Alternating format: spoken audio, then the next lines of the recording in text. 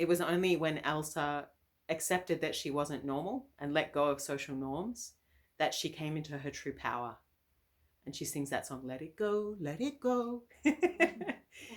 um, so yeah, some of us, maybe if we're neurodivergent or if we have health issues and we're pretending, or we're in grief and we're pretending to be happy, we're pretending to be neurotypical, we're masking, we're pretending to be straight when we're gay, or we're pretending that we're not homeless living in our van turning up to work, like we're going through something traumatic and we're putting on a brave face, but that's really exhausting. So find some people you can trust and share your experience, so that you can come into your true power and acknowledge who you really are. And that's okay. But who you really are changes too. Yeah, when we let go, our true gifts appear. So when we let go, it's not always a case that we lose everything. We discover new things. Like when my father died, going to a Catholic girls' school no longer made sense to me because I thought I could die anytime. So what's the meaning of life? So my old life felt like a prison and I needed to break out of that. I needed to break out of the cocoon so that the butterfly could be born. But for the people around me, it maybe seemed like I was going crazy and like, what the hell is happening? And she's going off the rails, but sometimes old things have to die so new things can come, and you see it in autumn, you see it in spring, old things making way for new things.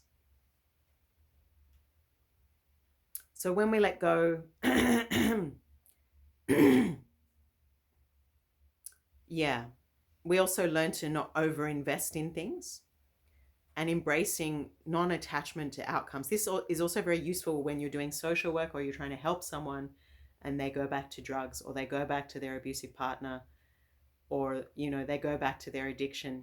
You learn to help like a bodhisattva, which is without expectation, but you also need to learn like where to place your energy so that it's useful. So if someone is not respecting you, if someone is codependent, is abusive, is not appreciating you, then maybe it's good to pull back sometimes, like, being overinvested in your job, being a perfectionist leads to exhaustion, so embrace non-attachment to outcome. Do the best you can, but leave your job at the office. And impermanence is the nature of life. So when a relationship ends and one party doesn't want it to end, it can be very hard to get over it. And there is the I think it's the 5 stages of grief, which is one is hope. There's hope, one, that you will get back together, and then the second stage, anger. Like, why did this happen? He's such a bastard, or and then bargaining, like believing in a higher power. Please, it's okay. Please, God, save me from this pain. Or, kind of, look, if I pray, maybe we'll meet again. Or, we're still bargaining. We haven't quite accepted the loss. And then, we might have poor sleep, and then finally there's acceptance, which can feel like a disappointment. Like it's really happened. It's really over. And for on a grief timeline, that can sometimes take months or years. And then when there's acceptance, you can practice grounding and calming techniques like returning to the present moment, feeling the earth under your feet, looking at a shape or a color, like when you're triggered and you're having a trauma response, you can, okay, how does my body feel? What are the sensations in my body? What is the feeling of the earth?